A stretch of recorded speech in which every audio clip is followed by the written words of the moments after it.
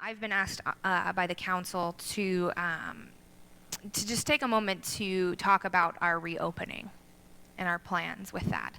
A number of you have spoken with me about some of our frustrations and questions and concerns about what reopening looks like for us.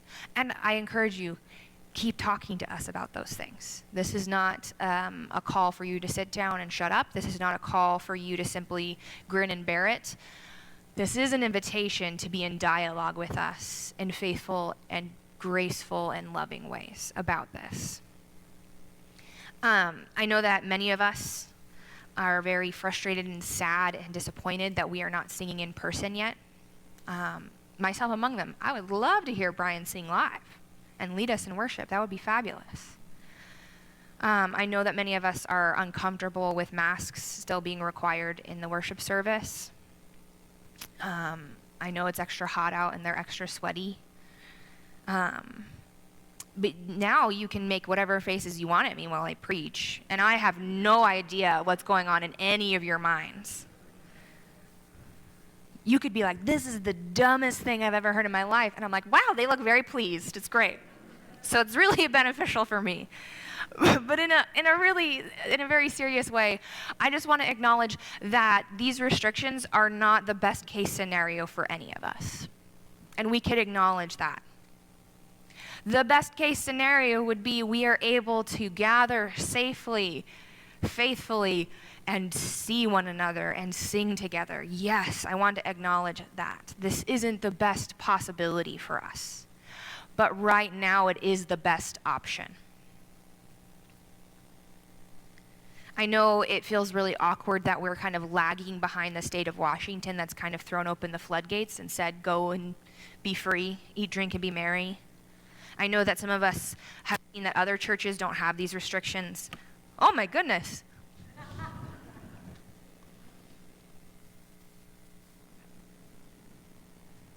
Well, that was really awkward. But my friends, the conference has made these decisions not lightly. They've made these decisions based in research and science coming to us from the CDC, coming to us from the WHO, coming to us by our own states that are on our conference.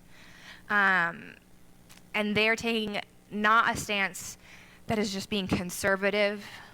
They're taking a stance of saying, we have different needs as the church than the business world does. The business world is free to do things in completely different ways because they're not doing the same things that we are doing. Not even in a sense of they're just trying to make money and we're trying to be faithful and gather. When was the last time you walked into Target and all of you stood in a circle and sang together? Like, there's just different things that we do together as a faith community. I would love for us to be celebrating Eucharist. But I would much rather not have to lead a funeral for any of you.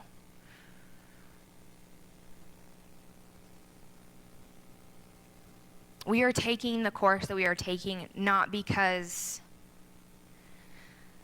of preference, but because we have an abundance of love for our neighbors.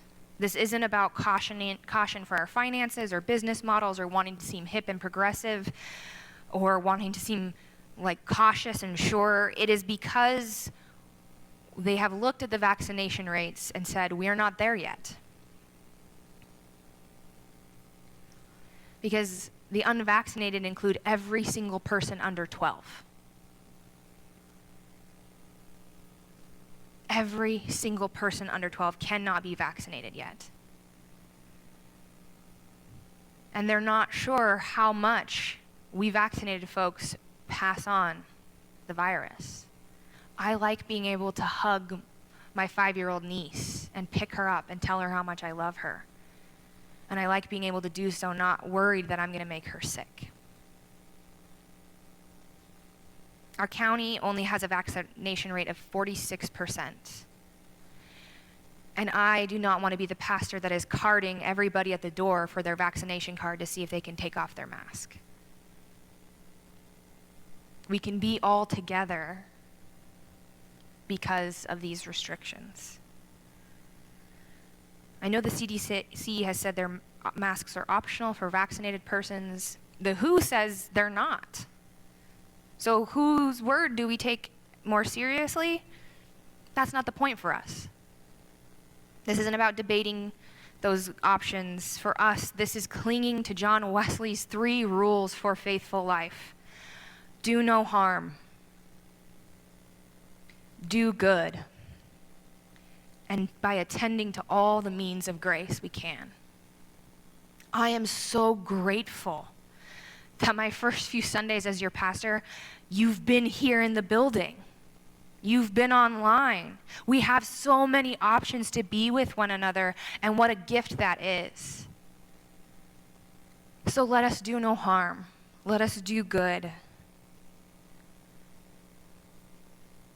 And like I said, I'm not asking you to stop lamenting what we've lost. I'm not asking you to feel like you just have to be quiet. Not at all. The invitation is for you to join with us, myself and the council and the reopening committee, in making sure we're making the best decisions for our community. We have committed to life together. It's in our name, for goodness sake. We are covenanted to one another. And we are stuck in this already together and not yet together in the ways we want to be one day. As Methodists in particular, we are committed to connectional life. Connected to each other here on the local level and connected to all other Methodists around the world. And if you want to be a Methodist, just follow those 3 rules.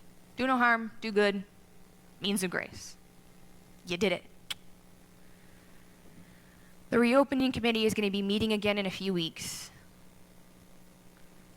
This is your invitation to offer feedback.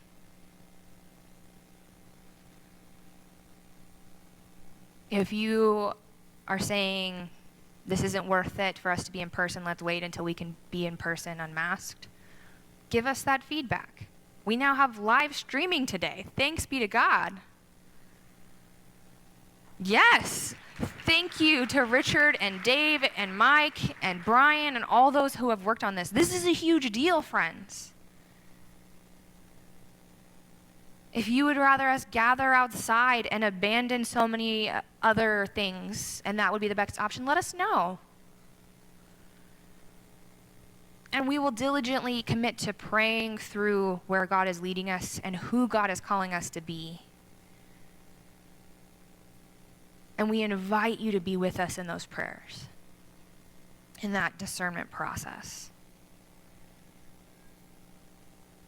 I fully and wholeheartedly believe that we can find the path in which we can both be committed to being faithful and be committed to being faithful with what has been entrusted to us. We can do both. We can find ways to be together creatively. And, my friends, join with us in that journey.